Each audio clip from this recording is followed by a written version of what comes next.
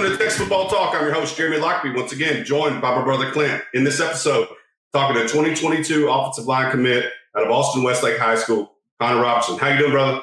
Hey, pretty good, man. I'm pretty good. Really, really excited to have Connor Robertson on here, man. We did quite a few interviews in the 21 class. Connor Robertson happens to be our first interview in the 2022 class. Hopefully we can get a couple other guys on here to join us, talk a little bit of football, talk a little bit of life, talk about what their plans are when they get to University of Texas. I know Connor Robertson's right down the street from the University of Texas. He's not going to move very far from where he's at. Probably just pack up a couple of bags and walk across the street and get ready to work. But really, really, really excited about having you on here, Connor.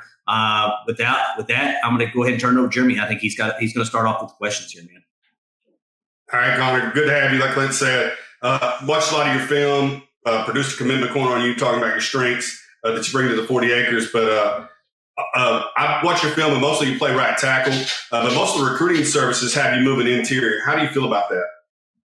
I feel good with that. I think whatever helps the team win, that's what I'm willing to play. And if it's interior, which probably will be, then I'm going to work my hardest and try my best to succeed at that position and help the team have success.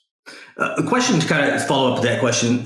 When you were talking about interior line, obviously center, guard, you're talking the difference between probably right tackle, left tackle in pass blocking versus run blocking. Where do you see your strength right now as far as pass blocker or run blocker?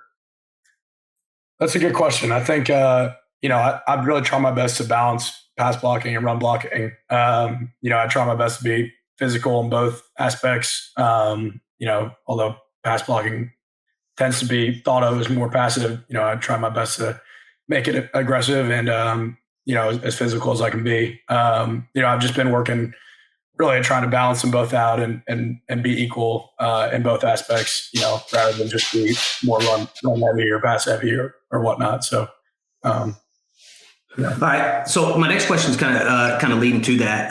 You obviously playing for Coach Dodge, who's a UT grad, perennial winner at South Lake Carroll. What is it like to play for a championship coach like Coach Dodge? Yeah, it's great. I mean, he definitely brings that mentality to the school, I guess, to the weight room, to the field, to the classroom as well.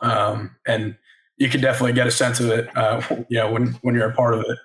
But it's really special. I mean, there's not many coaches or dynasties like the one that Coach Dodge has. And, it's a great thing to be a part of. And I'm super glad I have, one more year with him.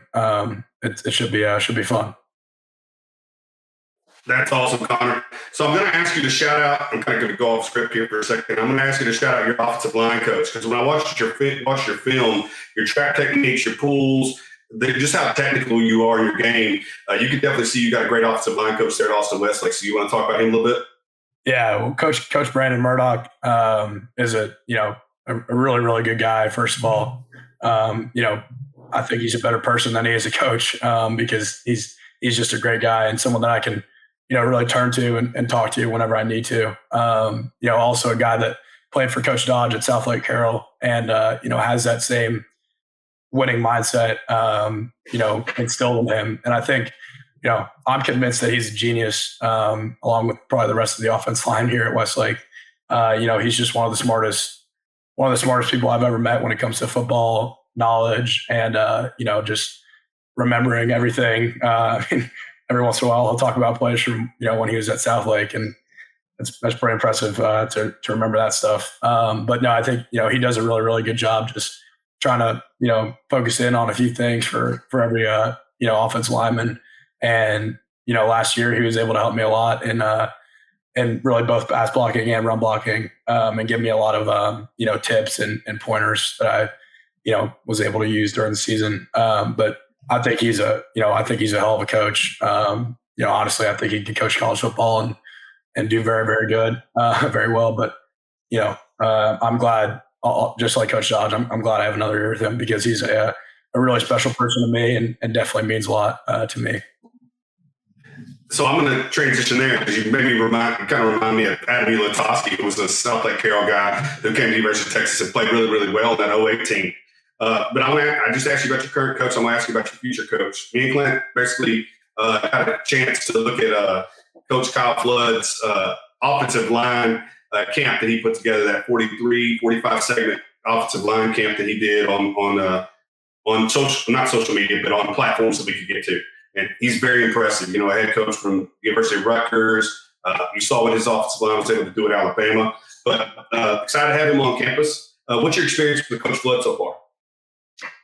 My experience with Coach Flood has been great. We obviously only had 1 month to do stuff face to face, but we had a couple months there really since I guess the middle of January to kind of talk football, talk personal, and kind of learn more about each other. But I love Coach Flood. He's obviously, I think he's the best offensive line coach in college football, and he's definitely a huge part of why Texas was the best place for me. So I think just knowing that his past experience and his past accomplishments, I think he can definitely bring that to the University of Texas, and it's something I'm really excited about. Fantastic, man. So I can tell you, we'll step away from football just here for a minute, man. Big guys like to eat, dude. They like to eat, right? You're there in Austin, so you're probably going to have a couple of guys, man, that are in the 22 class that aren't from Austin. And I think we actually seen you with Malik Murphy. I don't know if you remember us, but we actually, I think, met you with Malik Murphy at the spring game. I think you maybe had been hosting him. If you host guys in the 2022 class, your favorite place in Austin to take them to eat, what would it be? Terry Black's is a really special place. Cool atmosphere, obviously great barbecue food. Franklin's takes a long time, so I usually I'd say probably Terry Black's. If they're into the barbecue thing. All right, yeah, barbecue, Austin. Good places to eat, man. It's hard to pick one, but I made you pick one. Question next. I think Jeremy's got a question for you now. Yeah, I'm going to ask him. I'm going to stay in that realm, and I'm going to ask him what at Terry Black's is it the brisket, is it the ribs, what is it, the turkey, the chicken? What do you like there? Definitely the brisket. Definitely. Okay. Yes, sir. Okay. So Terry Black's brisket is where he's taking folks. Awesome. Toughest matchup in 26-6A. And you can talk individual, you can talk team. Toughest matchup this year, 26-6A.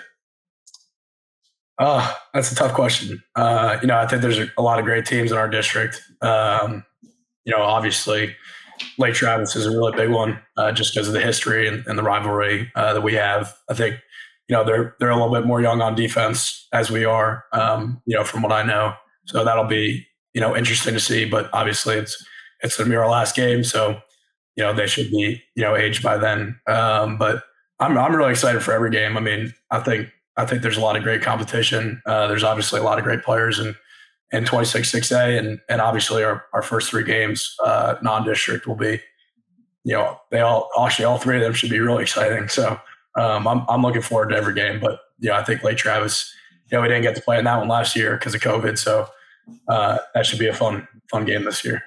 That may be a game that me and Jeremy take in this year as well. We try to get out and kind of see some high school football. We've done, quite a bit of 7-on-7. I'm right up the street in San Antonio. Jeremy's, on the north side of Austin there in Coppers Cove, just between, Austin and Waco there. So we may try to get up there and actually see that game between, obviously Westlake and Lake Travis. Field of study. Have you thought about what you may want to study when you get to the University of Texas? Yeah, I think right now the plan is to try and do business. McCombs is obviously a very, prestigious school. And that's, kind of what I'm looking for in a college and a university. And I think I'm going to try that. And if it doesn't work, then I'll have to find a plan B, I guess. But that's the plan A for now. I'm pretty sure. Go ahead, Jeremy. No, either the Red McCombs School of Business or Matthew McConaughey's, film school. Two areas you could look at, I guess, if the business piece didn't work out. And I want to ask you a question. You talked about your schedule next year. I think you guys open up with Temple, which is really, really close to me. Temple, Killeen, Coppers Cove, we're all right here. Is that a home game or a road game? That's going to be at Temple. Oh, that's what I thought. Okay, so that'll be the first Austin Westlake game that I probably attend is Austin Westlake versus Temple, season opener next year. Yeah, that's awesome. Yeah, I'll be there. Awesome. All right. So, surprise teammate at Austin Westlake that currently may be under recruited. Oh, there's a couple. There's actually a lot, but I think our center Jack Griffin is a very physical player. maybe not as big as some schools would like, but he's I think he's a hell of a player. He contributed a lot last year. Obviously, playing center at a school like Westlake is not the easiest, and he did a very good job. Started all 14 games, I believe, and he's in 22 also.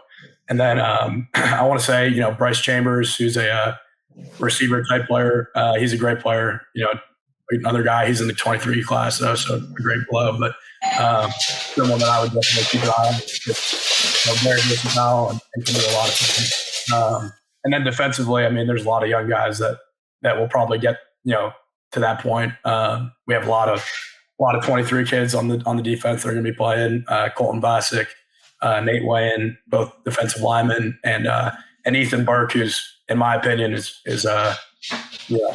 was probably the hardest defensive end I went against, and it was in spring ball. So I think that he's a really, really good player. He's currently a Maryland lacrosse commit, but I think if football works out, I'm sure he would love to do that. He's got a good body. He's about 6'7", so he's a hard dude to block. But I think there's a bunch of guys, and like I said, some young guys that hopefully will get to that point soon enough. Yeah, I think that's what's important, especially in those programs you're talking about, like Westlake, or Lake Travis or South Lake Carroll. Those perennial programs, man, is you usually are putting yourself in a situation where it's kind of iron sharpen iron. You're going against those guys that are about as equal competition, that you're probably the best competition you're probably going to have throughout the year, which is absolutely important. I'm going to ask you one last question. Okay, are you currently recruiting anyone specific to join the 22 recruiting class? Well, I'm definitely recruiting a bunch of kids. I'm trying to, at least. But I think, my main focus is definitely offensive line, especially. And, there's a bunch of players that, I'd love to be a part of this class. Definitely guys in state, DJ, obviously someone that we really want. And that I really want to play with, personally. And then, a couple guys out of state, more specifically on the West Coast. And then, really just anyone that wants to be a part of this class, I'm trying my best to make happen.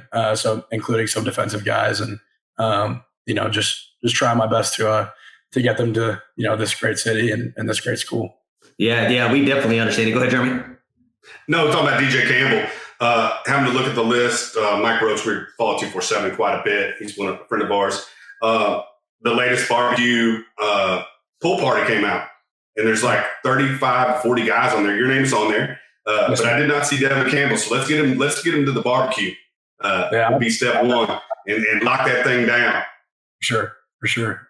Yeah, to me, and we see Rob's on social media too. So we kind of see you on social media, retweeting over the top of commits or guys when they put out these, these nice top threes, top fives, so on and so forth. And I think that makes a difference, is getting the momentum going by the number of commits you currently have, and then the commits that you currently have, trying to get these other guys into the fold. And I think it's definitely important. You're an offensive guy, but you're probably pushing people probably like Denver Harris and Harold Perkins and Bryce Anderson and all these other guys to come to the University of Texas too. Obviously top ranked recruiting classes is what helps your schools to get the championships. But your thoughts, man, and I said this last question, but your thoughts on this coaching staff, this new coaching staff with the University of Texas as a whole? Yeah, well, I'm super fired up for what I think they can bring to Texas. Obviously, I grew up a Longhorn fan because my dad, and just a bunch of different reasons. But I've honestly never been so excited about, and I guess it's different being a recruit. But I've never was so excited about a new staff coming to Texas. After Mac left, and I think that they have a lot of experience. In all positions. Obviously, the offensive line, Cal Flood, I think has some great experience, but I think Coach Sark, can definitely bring a lot as a whole team, really, not just the offense, even though he's, more offensively minded. But I'm really fired up. That was one of, I would say, probably the top two probably reasons that I, chose Texas was because of my excitement and my trust and faith in the new staff and what they can do. And, I really do think that when Texas is better, college football is better, and that's what I think these new coaches can bring. Yeah, I'm telling you, I'm about as excited as you are, man. I really am excited about this coach staff. We talk about it a lot. Any last thoughts, Jeremy, or questions before we let Connor Robertson go? No, you hit the nail on the head. 49 days till we kick off the 21 season, and I couldn't be more fired up to have kids that are fired up like you to be a part of this program. I think like you believe, I think this coaching staff is right where they need to be. I think this crop of athletes is right where they need to be to progressively grow this thing and ourselves in a big game in December, probably against those teams that have been winning championships in the Big 12. I think we're headed in that right direction where we can start taking those titles as well. Absolutely. Yes, sir. So, hey, I appreciate you joining us, man, on this really on the Saturday morning, Connor. Appreciate you, coming on here and chatting with Texas Football Talk, kind of giving us insights of what you're recruiting, and then what was important to you, and then what you plan on studying, and what's your favorite food.